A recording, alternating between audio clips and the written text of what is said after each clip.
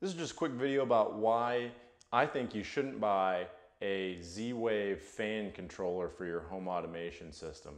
In most cases, the fans that you're going to be buying nowadays have DC motors, including the fan that you can see here. It doesn't have the chains hanging down, which I like the look of.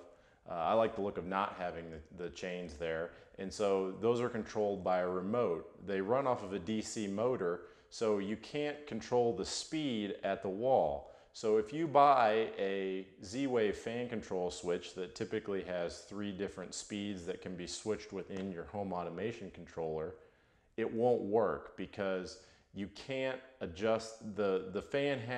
The newer fans have to have a steady voltage input. You can't adjust that like you used to with a normal fan that had an AC motor that was adjusted by pull strings at the fan. So even if you have fans that work that way and have AC motors in them, if you're installing new switches for those fans, I wouldn't put those in. I wouldn't put in a Z-Wave fan switch, because when you go out and replace that fan, then you're going to also have to spend another $40, $50 to replace your switch at the wall. So that's why I recommend just buying a standard on-off switch.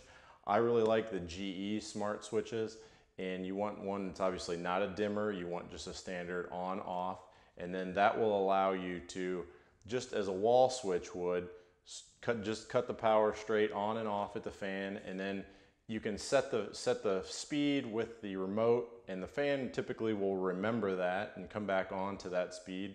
Yes, you don't get the additional control of changing the speed in your home automation system, but this both will work for situations where you have a fan that wouldn't work with a fan controller switch, and it will also future-proof your system for if you replace that fan down the road.